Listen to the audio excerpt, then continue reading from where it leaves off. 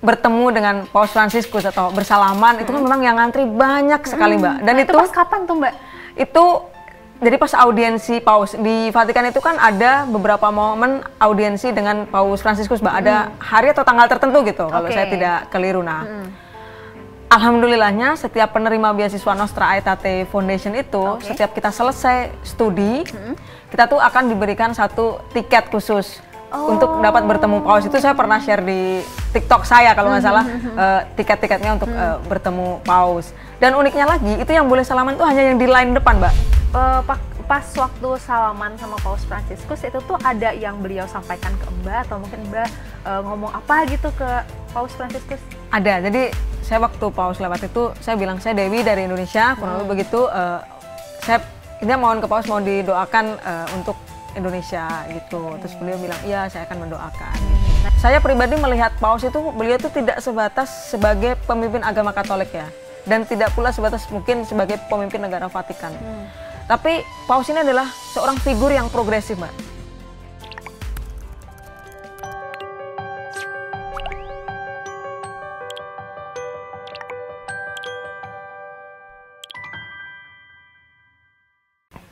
Halo Tribuners, apa kabar? Semoga sehat selalu dimanapun Anda berada. Kembali bersama saya Giok Mengwan dan Tribuners, seperti yang kita ketahui bahwa Indonesia saat ini tengah bersiap untuk menerima kedatangan dari Kepala Negara Vatikan dan juga Kepala Gereja Katolik sedunia, yaitu Paus Fransiskus yang akan datang ke tanah air pada September nanti.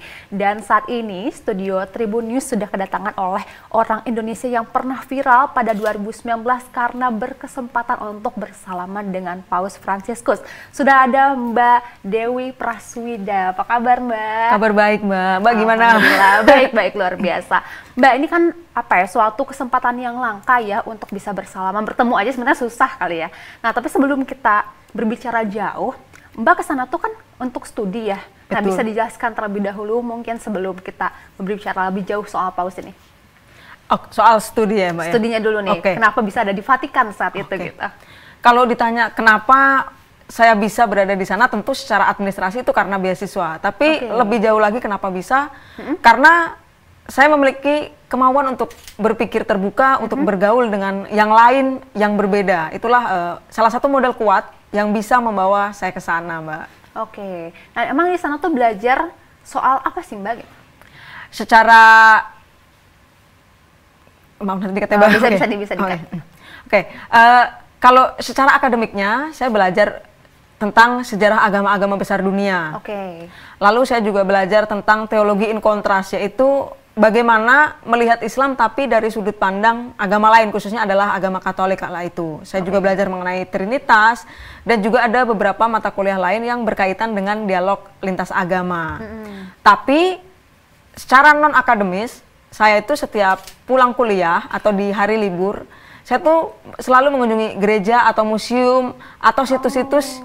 Bahkan saya juga mengunjungi beberapa biara-biara, baik yang susteran ataupun pastoran untuk belajar gitu. Untuk yang mendalami banyak hal, mengenal banyak hal seperti itu, Mbak.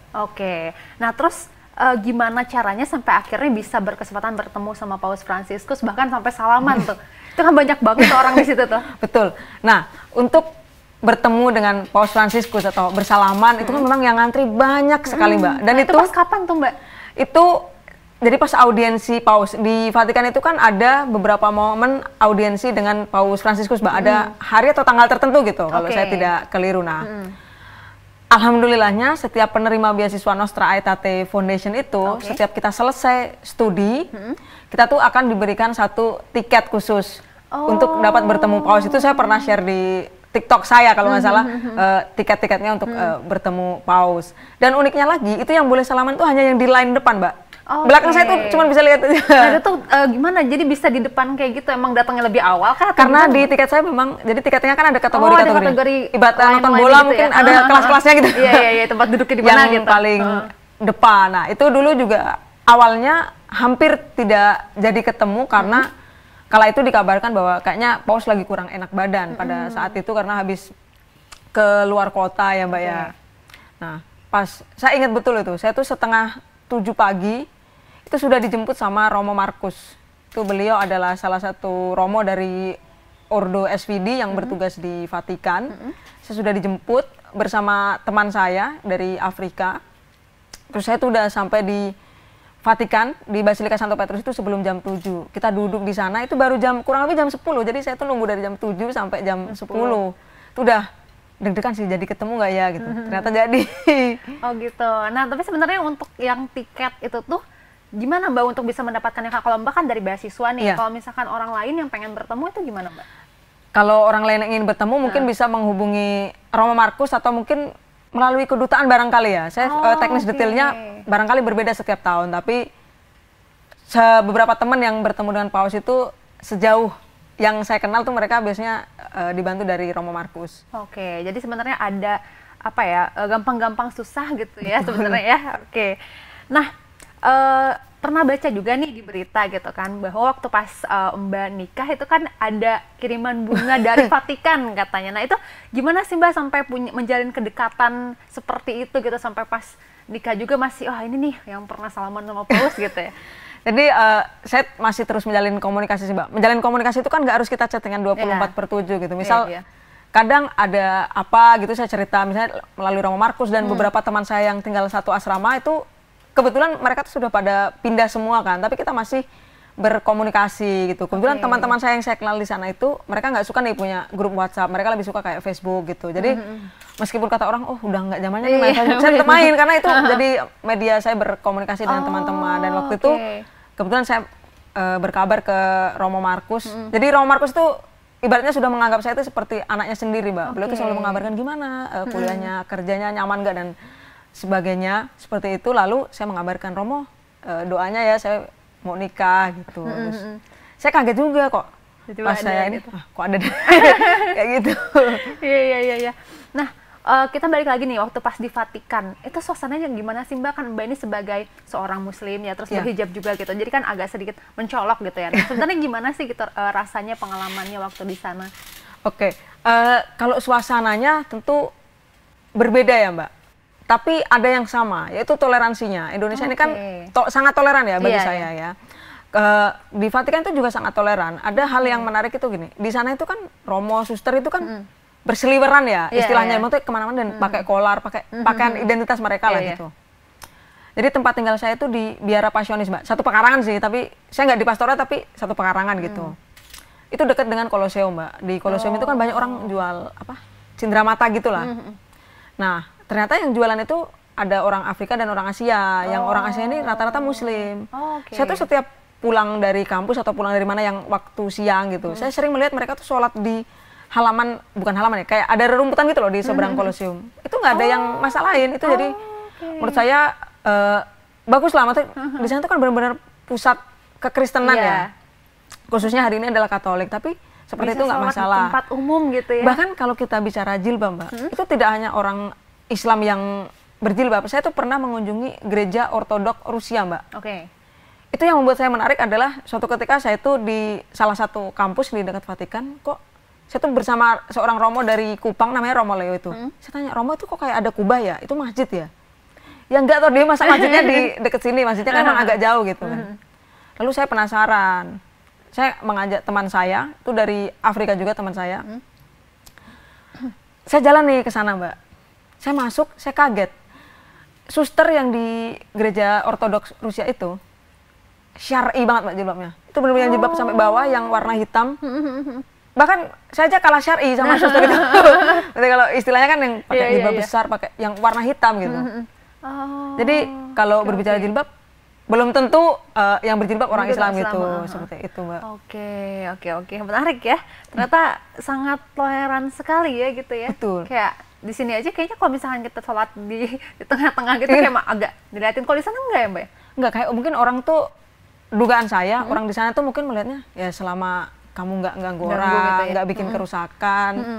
Bahkan selain itu ya Mbak, saya tuh pernah suatu ketika jalan-jalan gitu kan, saya numpang berteduh di gereja gitu. Itu juga tidak menjadi soal gitu loh, tidak pernah dipermasalahkan sih. Bagus, keren. Nah Mbak sendiri sebenarnya ketemu sama Paus tuh nggak cuma sekali kan ya? Betul. Ya kan, 2 kali. Nah bisa diceritain sebelumnya gimana ada fotonya juga nggak sih kan yang menggemparkan tuh pas ketemu 2019 betul. Ya. Nah sebelumnya itu gimana momen ketemunya? Jadi gini Mbak, awal saya bisa ke Vatikan benar-benar menginjakkan kaki di sana itu tahun 2018. Itu saya ingat banget bulan Maret karena itu pas saya ulang tahun waktu itu. Jadi waktu itu ada namanya pre-synodal meeting orang muda seluruh dunia. Jadi gereja Katolik itu punya event, dia mengumpulkan perwakilan orang muda seluruh dunia untuk berdiskusi nih Mbak. Jadi Paus Fransiskus itu kala itu ingin mendengarkan masukan orang yang tidak memeluk agama Katolik tentang Katolik di daerahnya gimana gitu. Alhamdulillah saya berkesempatan tuh kala itu. Saya dulu tahunya Vatikan tuh ya pokoknya yang tiap Desember ada paus ngomong aja gitu di TV-TV gitu kan.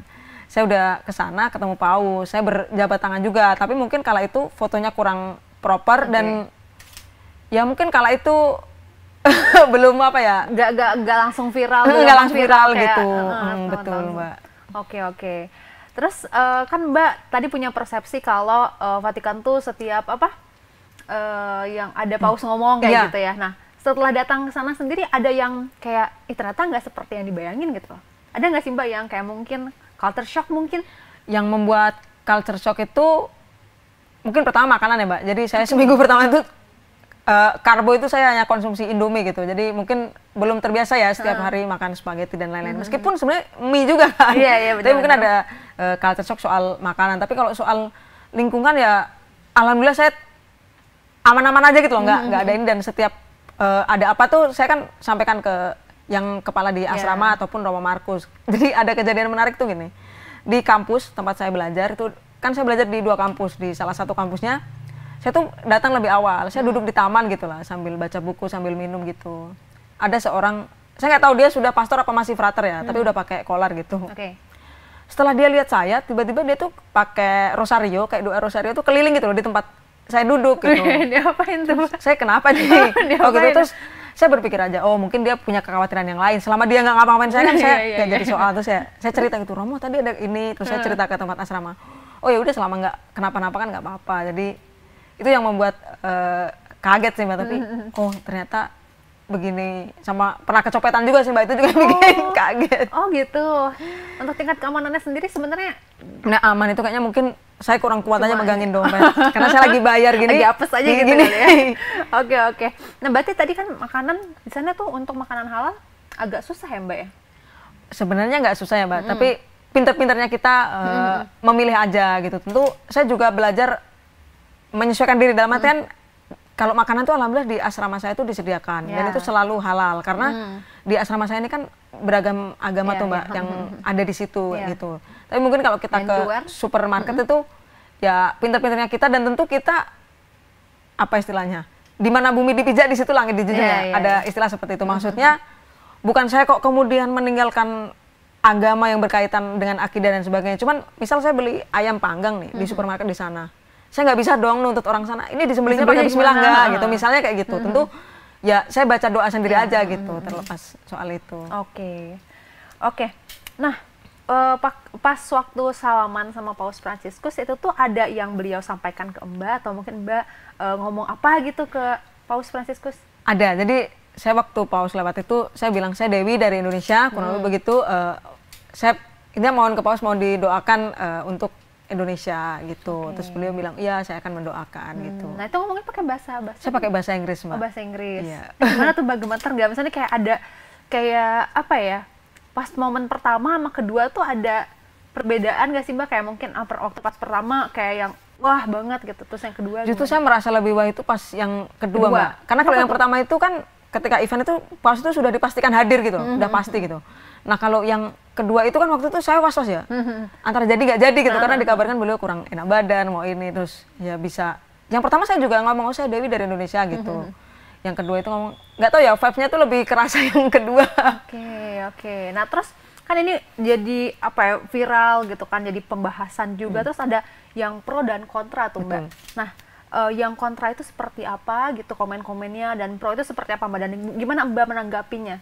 Tentu kalau saya pribadi gini Mbak, kalau yang diserang itu adalah saya pribadi, saya tuh nggak jadi soal. Tapi itu kan kala itu tuh ada beberapa orang tuh yang menyerang keluarga lah, seperti orang tua, saudara dan sebagainya. Nah kadang kita tuh bisa, misal kita dihina orang ya, kita tuh bisa menerima, tapi kan kadang keluarga atau siapa tuh suka emosionalnya lebih mendalam gitu. Nah, mungkin kala itu yang menjadi kontroversial adalah yang pertama soal jabat tangan. Ya tentu kan di dalam agama Islam sendiri kan ada beberapa pendapat ya, boleh berjabat tangan atau enggak. Nah, saya pribadi gini, saya berjabatan dengan paus itu kan di tempat umum ya Mbak ya. Dan tidak akan ada kemungkinan terjadi tindakan pelecehan dan lain-lain yang membahayakan diri saya. Toh saya juga berjabat tangan dengan paus itu tidak ada dasar nafsu dan yang lain-lain. Jadi menurut saya, bagi saya pribadi, seandainya saya berdosa ya, biar itu Tuhan yang menghukum saya lah gitu. Ya gitu. Tapi saya tidak ada niat yang tidak seperti itu. Lalu yang kedua mungkin kontroversial. Itu saya kasihan dengan teman-teman Katolik, kasihan dalam artian saya nggak enak hati gitu loh. Saya kan udah dikasih beasiswa dan karena saya berjabat tangan dengan paus, mereka tuh malah dituduh, wah katanya mau mengkristenisasi lah, inilah itu seperti itu. Kayak gitu ya Mbak. Nah kalau itu saya menanggapinya ya saya bawa santai aja. Toh pada prakteknya saya sampai sekarang masih Islam kok, sehingga menjadi Katolik seperti itu. Tapi apa kayak kisruh komentar-komentar kontra itu tuh bertahan berapa lama Mbak? Nggak sampai setahun sih Mbak. Biasanya kalau yang kayak gitu kan pas hangat-hangatnya aja gitu. Oke, syukurlah kalau gitu ya. Oke, Mbak, ini kan nanti bulan September paus bakal datang ke sini ya. Nah, Mbak gimana Mbak dikasih tahu kah? Terus mungkin ada nanti momen pertemuan lagi kah gitu? Kalau tahunya sudah tahu, itu kan tahun sebelumnya kan sudah dikabarkan mau ke sini, tapi mungkin karena banyaknya pertimbangan belum jadi. Itu sudah dikabarkan, ini sudah mendapat kabar lah Mbak, kita seperti itu. Nah, untuk tanggapan Mbak sendiri gimana nih untuk kedatangan Paus Fransiskus nanti? Oh, sangat senang sekali tentunya Mbak. Karena gini, saya pribadi melihat Paus itu, beliau itu tidak sebatas sebagai pemimpin agama Katolik ya. Dan tidak pula sebatas mungkin sebagai pemimpin negara Vatikan. Tapi Paus ini adalah seorang figur yang progresif Mbak. Kita bisa nyari di YouTube itu. Nanti saya bagi ke Mbak deh di WhatsApp keywordnya ya. Tapi intinya tuh ada seorang anak kecil. Itu pada suatu momen itu menangis. Dia tuh tanya sama Paus. Bahkan anak kecil itu saking nangisnya sampai nggak bisa ngomong langsung loh. Dia tuh berbisik gitu ke Paus kan. Namanya Immanuel, anak kecil itu. Dia nanya, Paus, bapakku tuh ateis. Intinya bapaknya itu tidak menganut agama atau tidak, mungkin tidak mengimani Tuhan lainnya, ateis bapaknya itu. Tapi anaknya tuh 4 beragama gitu, kurang lebih. Nah, bapakku tuh akan masuk surga nggak ya gitu. Paus itu kan pada waktu itu ketika hadir itu kan sebagai pemuka agama, dia punya otoritas dong mengatakan surga neraka dari perspektif agama yang diyakini Paus. Tapi jawaban Paus itu menurut saya sangat bikin terenyuh ya, mengejutkan. Beliau itu bilang bahwa ya Tuhan itu kan baik, bapakmu tuh orang baik, dan Tuhan itu tidak akan mungkin menelantarkan anaknya. Menurut saya jawaban seperti itu kan nggak menghakimi siapapun ya Mbak. Betul. Jawaban yang bijak. Yang bijak dan adem gitu loh. Iya benar-benar. Padahal beliau sebagai pemuka agama bisa aja bilang, ya dari agamaku ini masuknya A, B gitu enggak. Itu yang kedua, selain beliau ini progresif tentang kemanusiaan, beliau ini kan juga cinta lingkungan ya Mbak ya. Dengan lahirnya ensiklik atau dokumen gereja Laudato Si. Itu intinya membahas tentang bagaimana kita seharusnya mencintai sesama ciptaan Mbak. Nah, sesama ciptaan itu dalam Laudato Si itu tidak dibatasi hanya sesama manusia gitu loh. Bahkan kita tuh juga harus mencintai tumbuhan, hewan. Kayak hablum minannas, hablum minallah gitu-gitu ya kalau di agama kita. Betul. Kebetulan tesis saya itu juga membahas mengenai Laudato Si. Jadi kecintaannya itu kan sangat tinggi dan yang ada lagi itu Fratelli Tutti ya. Kita semua bersaudara gitu. Jadi Paus ini kan selalu apa istilahnya? Mengeluarkan gebrakan-gebrakan yang progresif, tapi bagi saya tidak meninggalkan kecintaannya terhadap agamanya, tidak meninggalkan perannya sebagai pemimpin agama. Itu jadi kedatangan Paus itu ya harus kita sambut dengan baik menurut saya Mbak. Tanpa perlu melihat agamanya apa, tapi kita lihat bagaimana gitu sosoknya, pemikiran-pemikirannya untuk kemajuan dunia ini. Banyak yang bisa dipelajari ya, karena at the end semua agama tuh mengajarkan untuk kasih sayang kepada manusia gitu ya kan. Nah untuk kedatangan Paus ini sendiri dari alumni Vatikan mungkin ada persiapan khusus untuk menyambutnya atau gimana tuh Mbak? Sejauh ini belum ada ya Mbak, belum. Tapi ada rencana mungkin? Nah itu kita mengikuti pada panitia saja Mbak. Tentu kan karena kalau saya pribadi gini Mbak, alhamdulillah saya sudah berkesempatan bertemu. Mungkin kesempatan itu bisa digunakan khususnya adalah teman-teman Katolik ya yang sangat merindukan tentu kehadiran Paus berkunjung di Indonesia, karena terakhir kan Paus itu berkunjung Indonesia itu kayaknya Yohanes Paulus ya, yang udah berapa puluh tahun lalu itu di era Presiden Soeharto kalau nggak salah ya Mas. Momen yang langka ya Mbak ya, jadi kayak mungkin ada yang lebih berhak atau ya untuk lebih bertemu dengan paus ya. Oke. Nah, untuk komunikasi sendiri dengan pengajar-pengajar lain di Vatikan gimana? Kan kalau itu sama Romo Markus ya. Nah, untuk yang lain masih komunikasi? Alhamdulillah masih, bahkan sama yang masak di asrama itu saya di Facebook masih berteman gitu. Kalau dia ulang tahun, saya ulang tahun saling ngucapin gitu ya. Sama yang dulu orang keuangannya yang ngasih beasiswa itu juga masih. Tapi memang kebanyakan teman-teman itu pakainya Facebook, Mbak. Oh, kalau di sana tuh sejauh ini rata-rata teman saya tuh kalau komunikasi sama teman tuh kalau nggak Facebook melalui email. Ada sih yang main Instagram sama WhatsApp, tapi mereka lebih fast respon lewat Facebook ya. Iya. Oke, mungkin harapan kali ya, sama terakhir sosok Paus Fransiskus di mata Mbak. Oh iya. Oke, Mbak.